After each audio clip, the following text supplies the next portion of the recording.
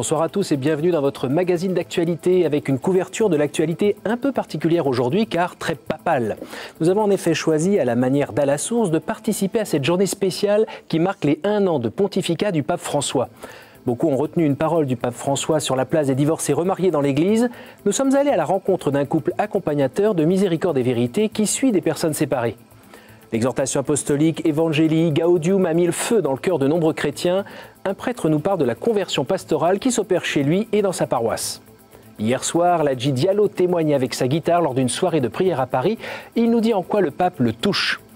Le dossier portera sur le pape. Nous reviendrons sur ses propos relatifs à la charité missionnaire ou le fait que l'Église n'est pas une ONG, avec Philippe de la Chapelle, directeur de l'Office chrétien des handicapés, et Antoine Nabundo, rédacteur en chef à Pèlerin. Voilà pour le sommaire. Alors voilà 1 an, jour pour jour, que le cardinal Bergoglio a été élu pape lors du conclave. Le pape François a très vite pris à bras-le-corps des dossiers chauds pour y remettre de l'ordre, ce que les cardinaux en conclave avaient déjà souhaité. La réforme de la curie, les finances, la Banque du Vatican. Ce qui a retenu l'attention, c'est aussi la situation des divorcés remariés. À ce propos, le 7 février, alors qu'il s'adressait aux évêques polonais, le Saint-Père a rappelé la nécessité de s'interroger sur l'accueil qui leur était réservé afin qu'ils ne se sentent pas exclus de la miséricorde de Dieu. Nous sommes allés à Dijon à la rencontre d'un couple concerné, un couple qui s'est engagé dans Miséricorde et Vérité, une association qui accompagne les divorcés remariés dans l'Église. Par son témoignage, ce couple propose une autre façon de vivre la communion. Depuis ma naissance, je crois que j'ai eu ma renaissance, qui est le baptême.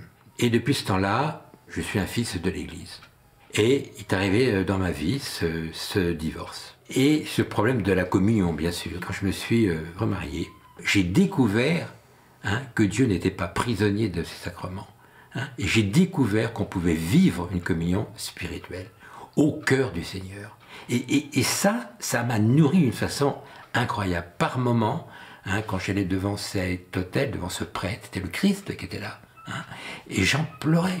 C'est la rencontre qui compte. Et je suis heureux comme ça. Moi, je pense que ma vie de chrétien, je l'ai trouvée. Je pense que ma rencontre avec le Christ n'a jamais été une aussi belle rencontre que depuis que, effectivement, je suis privée de communion aux espèces. Quand on a vraiment réfléchi sur sa vie, qu'on a fait un petit peu un retour en arrière, qu'on a eu le courage de se retourner sur sa vie, de regarder sa vie, ce chemin de conversion, c'est un très beau chemin qui m'a permis de renouer avec Dieu et avec l'Église et avec mes frères. Le père Nourissa, 97 ans, fondateur de cette association, vient de mourir. Il a été enterré ce mercredi à Dijon. Aujourd'hui, c'est un jour férié au Vatican. Le pape fête ce jour anniversaire avec les responsables de la curie romaine en suivant leur retraite de carême jusqu'à ce vendredi midi. Le site internet du Saint-Siège s'est mis aux couleurs de l'anniversaire de leur patron en mettant en ligne ainsi un livre virtuel mêlant photographie et citations du Saint-Père. Vous le voyez ici, ce livre virtuel est aussi en version française. Vous vous en souvenez, lors de la messe chrismale avec les prêtres du diocèse de Rome fin mars 2013, le Saint-Père avait invité les prêtres à sortir d'eux-mêmes et être pénétrés de l'odeur de leurs brebis. Il les avait envoyés vers les périphéries de l'existence. Ce soir, nous avons choisi de vous parler de l'une d'entre elles qui sent aussi parfois la brebis, celle du monde rural en difficulté. Les diacres en monde rural étaient réunis à Paris le week-end dernier pour leur première rencontre nationale. François-Xavier Mathieu était auprès d'eux. Les diacres présents à cette session ont échangé sur le contexte rural dans lequel ils exercent leur ministère. Un milieu en souffrance, comme l'explique Jean-Marie Careil, diacre de la paroisse Saint-Vincent-sur-Lay, à 10 km de Luçon. Il est envoyé auprès des agriculteurs en difficulté. Il peut y avoir des difficultés financières qui entraînent parfois des difficultés d'isolement, d'incompréhension par rapport au milieu, qui entraînent aussi des difficultés familiales, on rencontre aussi des divorces. Il y a aussi des difficultés psychologiques, donc avec des tentatives de suicide parfois dans les cas extrêmes. La mission du diacre se situe au seuil de l'église, dans ces périphéries chères au pape François.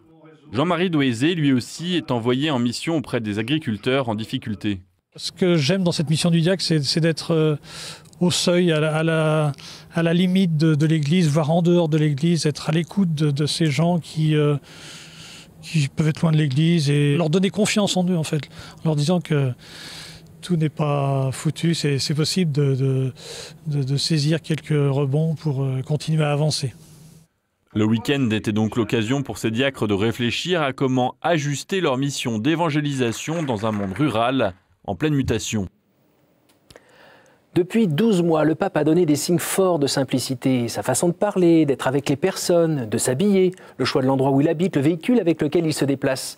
Une manière d'être qui touche Don Pidgey, que nous avons joint à Milan par téléphone. Le fondateur des cellules d'évangélisation, conscient des nécessités de la mission, se réjouit de cet appel aux chrétiens à devenir des disciples. Si presenta il Papa Francesco come continuatore dell'opera del Concilio Vaticano II per arrivare proprio a puntualizzare che la Chiesa deve trasformare gli evangelizzatori in discepoli e discepoli in evangelizzatori. Dobbiamo ringraziare molto il Papa perché ci consente di raddrizzare cose che avevamo inteso male, avevamo proposto male, ma la proposizione nella semplicità, per cui incontrare Gesù Cristo è più facile. Alors, fin novembre 2013, le pape publie sa première exhortation apostolique Evangelii Gaudium. Je le cite. Je désire m'adresser aux fidèles chrétiens pour les inviter à une nouvelle étape évangélisatrice marquée par cette joie et indiquer des voies pour la marche de l'Église dans les prochaines années.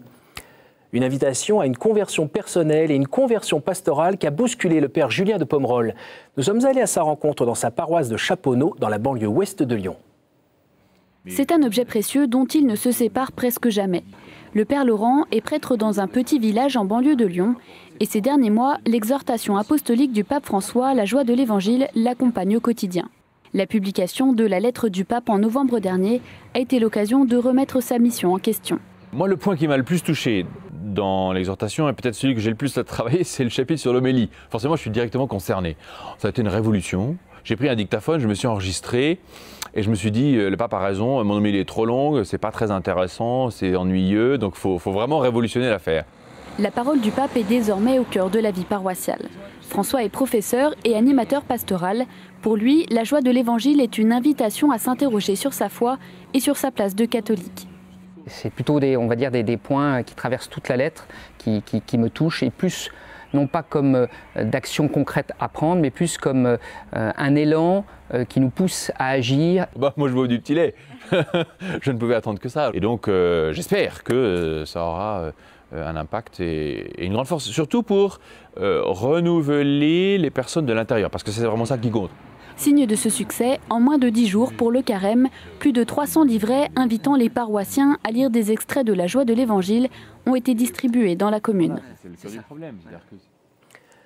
Une centaine de personnes s'est rassemblée hier soir dans l'église Notre-Dame-des-Champs, dans le 15e arrondissement de Paris, à l'occasion d'une grande veillée de prière organisée par l'Office chrétien des personnes handicapées. Une grande veillée animée par Ladji Diallo, un conteur-chanteur d'origine malienne, ancien caïd converti au catholicisme. Lui aussi est touché par le témoignage du pape. Bienvenue à tous à cette veillée de prière. Donc je m'appelle Ladji. Dans la vie, je suis comédien, conteur, chanteur. Je vais vous raconter des histoires. Je vais vous raconter mon histoire. C'est vrai que j'aime bien les paroles du pape qui nous invitent à être pratiques, à être comme des mécaniciens.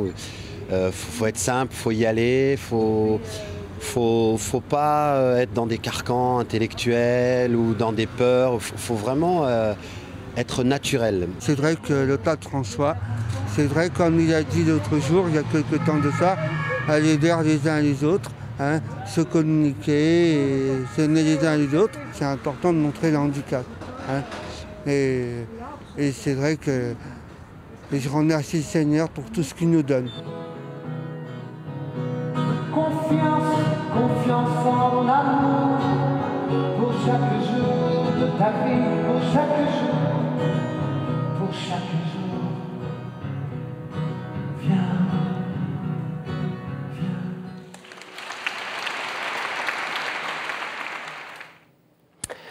Ce pape interpelle bien au-delà des sphères habituelles, comme le montre la large couverture médiatique de cette première année de pontificat, de Rolling Stone à Time en passant par le gratuit métro daté de ce jour. Le directeur de la salle de presse du Saint-Siège, le père Lombardi, parle de la grande attention d'organes de presse non habituels. En France, le service de communication de l'épiscopat français est aussi très sollicité, comme s'en réjouit Monseigneur Potvin. Les journalistes sont très nombreux à venir frapper à notre porte, nous solliciter, parce qu'ils sentent bien qu'il y avait un grand vide au niveau planétaire. Il y a très peu de guides spirituels. Et donc forcément, ils sentent bien, quelles que soient leurs convictions, même quand ils sont hostiles à l'Église, ils sentent bien que le pape incarne un rôle de guide. Et donc ils viennent vers nous avec des questions évidemment parfois sommaires sur que va réformer le pape, demandant au pape parfois des choses qu'il ne dit pas, qu'il ne désire pas. Mais ça c'est humain, c'est normal. Nous avons une pédagogie. Nous avons à expliquer que le pape est le pape et que le pape n'est pas un caméléon, n'est pas quelqu'un qui va réformer l'ensemble de l'Église simplement parce que l'air du temps lui demanderait de changer les choses. Côté voyage, outre la Terre Sainte prévue en mai, on a reçu la confirmation de la visite du pape en Corée du Sud du 14 au 18 août prochain. Cette visite de François, écrivent les évêques sud-coréens dans un message, est une visite au continent asiatique dans son ensemble. D'après l'agence Asia News, le Saint-Père devrait aussi célébrer une messe pour la paix à l'intention de la Corée du Nord le dernier jour. Dans le reste de l'actualité cette semaine, on se réjouit encore de la libération des 12 religieuses du monastère grec orthodoxe de Maaloula en Syrie que vous apercevez sur ces images de Télé-Lumière Noursat. Elles avaient été enlevées le 3 décembre dernier par le fonds islamique Al-Nosra, proche d'Al-Qaïda. Lundi, sa béatitude Jean X, patriarche grec orthodoxe d'Antioche et de tout l'Orient, a remercié pour cette libération. Il prie et œuvre avec toutes les personnes de bonne volonté pour la libération de tous les enlevés, parmi lesquels les 2 évêques syriens orthodoxes kidnappés en avril dernier. On reste dans la thématique orthodoxe pour évoquer cette autre bonne nouvelle. Les primats des églises orthodoxes réunis ces derniers jours dans la vieille ville d'Istanbul envisagent sérieusement la tenue d'un concile. Un concile pan-orthodoxe où se retrouveraient des représentants des 14 églises autocéphales actuelles, à raison de 20 évêques par église. Il se tiendrait à la Pentecôte 2016, dans cette ville qui, je vous le rappelle, est l'ancienne Byzance. Une nouvelle plutôt exceptionnelle quand on sait que le dernier concile de ce genre a eu lieu à Nicée en 787. Coup de tonnerre en Suède. Ulf Ekman, le fondateur de la plus grande méga-church évangélique du pays, a fait savoir qu'au terme d'une longue réflexion, il allait se convertir au catholicisme. L'information qui a fait la une du Dagens Nyheter, le quotidien du matin suédois, dont vous voyez ici le site avec le pasteur en photo. L'ancien pasteur luthérien, devenu évangélique puis bientôt catholique, est en effet une figure religieuse locale. La raison de sa conversion ? Un cheminement lié à sa réflexion sur la nature de l'Église, comme il l'a confié dans une lettre à ses nombreux fidèles. On change complètement de sujet. En France, samedi dernier, le Grenelle de la famille organisé par le collectif de la Manif pour tous a rendu ses conclusions. Après plus de 3 mois de réflexion et des centaines de réunions publiques dans toute la France, le collectif a présenté 10 principes et 38 propositions aux milliers de personnes venues les entendre. Sur la scène, personnalités et associations se sont succédées tout l'après-midi. De Ludovine de la Rochère à Fabrice Hadjadj, en passant par les AFC, un psychiatre, une juriste pour ne citer que. Ne pouvant vous parler de toutes ces propositions, nous avons choisi de vous présenter celles concernant les enfants. Remettre l'enfant au cœur de la famille et de la politique familiale, redire aussi que la place de l'homme et de la femme au sein du couple qui fait l'enfant et qui fait la famille, un certain nombre de principes aussi de principes financiers, sur l'impôt, sur le revenu par exemple.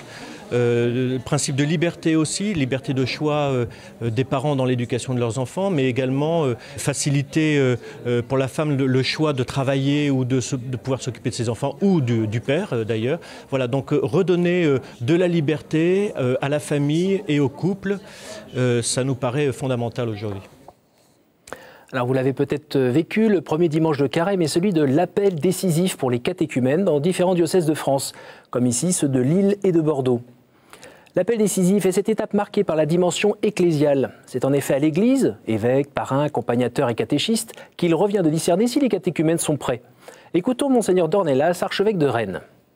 Ces hommes et ces femmes qui sont bien insérés dans notre culture, qui vivent dans notre culture, qui est d'une certaine manière très scientifique, très technique, découvrent la beauté et la joie de vivre du Christ.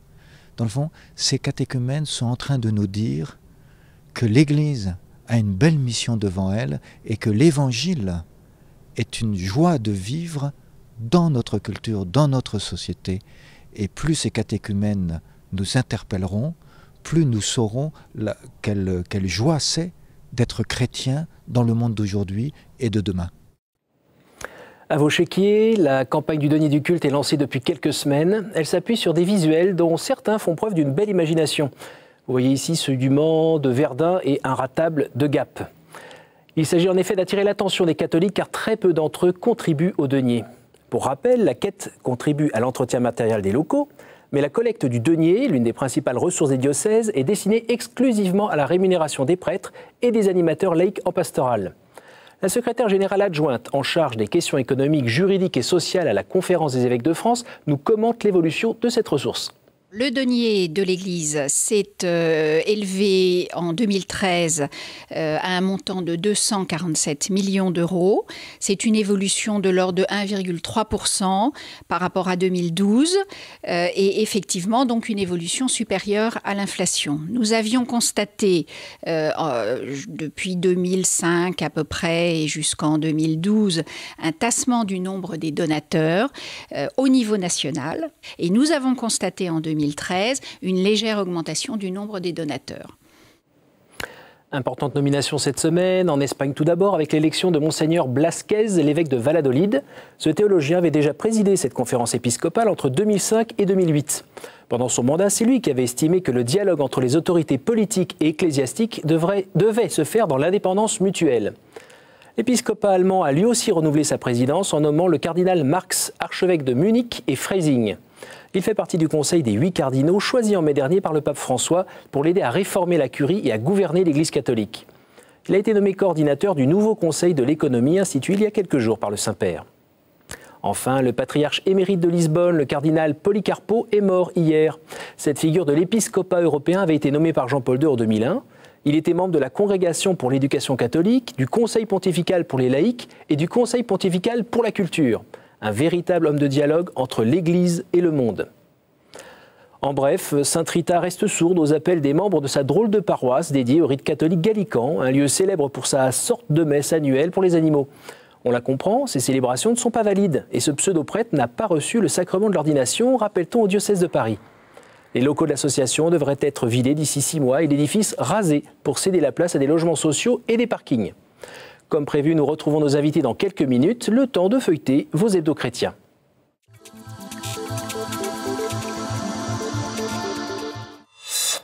Alors, ce n'est pas une surprise, vos hebdomadaires voient la vie en blanc cette semaine. Pèlerin propose un dossier spécial sur l'homme le plus populaire du monde, d'après la rédaction. Des pages illustrées par de belles photos qui rappellent quelques grands moments de cette première année. À noter cet article émouvant sur un médecin français d'origine syrienne qui s'active auprès des réfugiés à Tripoli. Famille chrétienne consacre 12 pages sur le Saint-Père, cherchant à mieux saisir l'homme, notamment l'homme mystique et l'ascète. Les abonnés pourront aussi se régaler de cet article sur Viollet-le-Duc, restaurateur restauré. La Vie a sorti un beau hors-série de 66 pages sur le pape François en présentant ses différentes révolutions, celle de l'homme, celle de son message, celle du pouvoir au Vatican. Mais pour son numéro de la semaine, le magazine a joué la contre-programmation en offrant à ses lecteurs une couverture qui ne manque pas de mordant. L'animal a-t-il des droits ? On y lit des choses étonnantes. Heureusement, une philosophe en appelle au man de saint François d'Assise et rappelle qu'il ne s'agit pas d'idolâtrer la nature ou l'animal, mais de s'en sentir responsable. Voilà ce que l'on pourra lire dans la presse cette semaine. Je vous propose maintenant d'écouter le père Armogat qui, même si cela lui coûte, a pris pour nous le temps d'écouter les écoutes.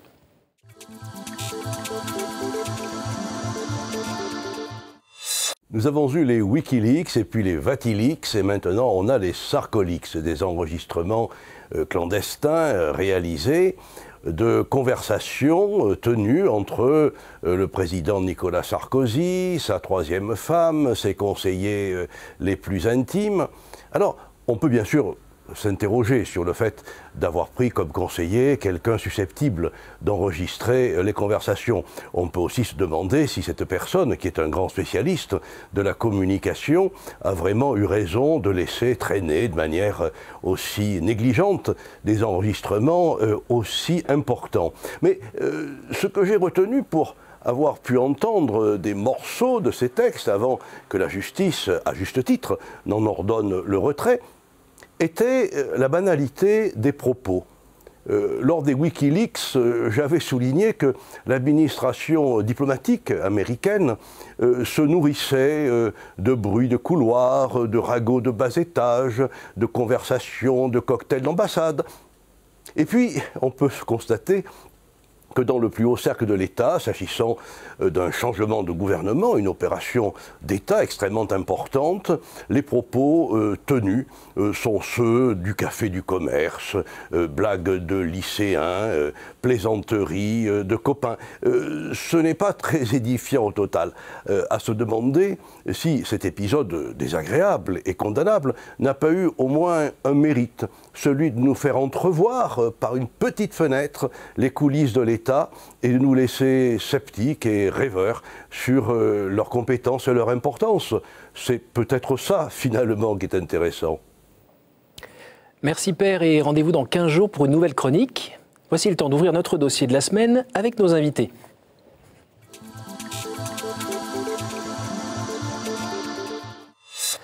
Voilà, donc je viens donc retrouver Philippe de la Chapelle, directeur de l'Office chrétien des personnes handicapées. Bonsoir. Bonsoir. Merci pour votre présence. Et Antoine Nabundo, rédacteur en chef à Pèlerin. Bonsoir. Alors je vous propose de regarder quelques images d'archives et je vous prie de les commenter.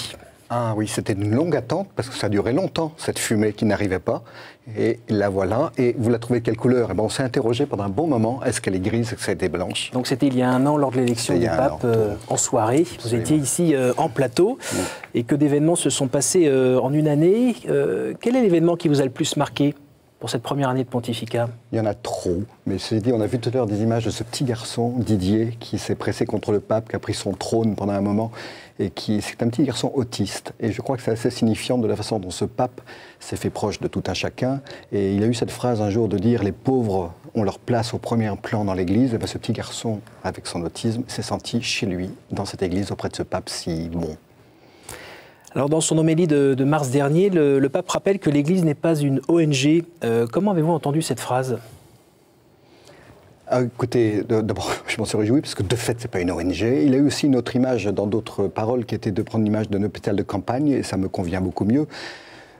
Les ONG sont tout à fait respectables. Et ceci dit, l'Église, elle est dans une autre perspective qui n'est pas seulement de prendre soin des personnes, mais qui est aussi de leur révéler le fait qu'elles sont aimées, qu'elles sont belles, qu'elles sont aimées finalement de témoigner de quelque chose qui est l'ordre du salut.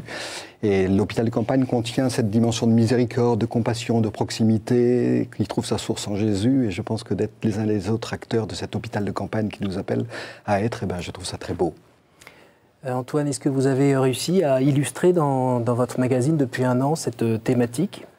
La thématique, l'élection du pape François a été vécue comme une surprise pour beaucoup d'entre nous et aussi pour les journalistes. Moi, j'étais devant KTO, mais pas sur le plateau de KTO, à guetter cette fumée.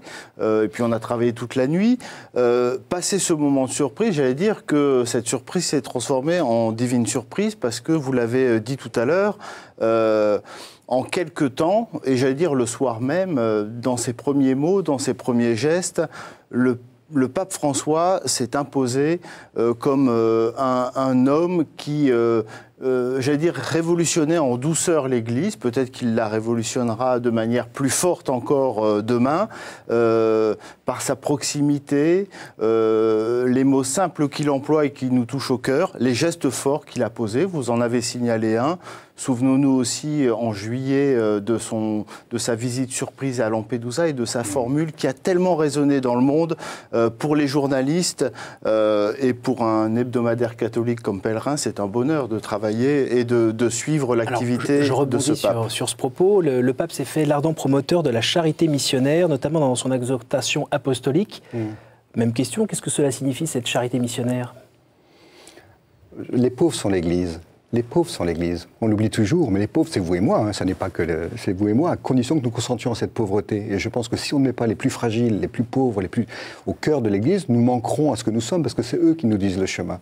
Donc je crois que la charité missionnaire, c'est juste de remettre les personnes là où elles doivent être, au cœur. Et les personnes les plus fragiles, personnes handicapées en particulier, mais pas que, les personnes de Lampedusa sont l'Église. Il l'a dit avec cette formule en disant les couvents qui sont la maison de Dieu doivent être donnés aux pauvres, aux réfugiés notamment, parce qu'ils sont la chair du Christ. Ils sont la chair du Christ. Et les couvents, c'est pas que les bâtis, c'est tout ce qui, en moi, résiste à l'idée que les plus fragiles ont leur place au cœur.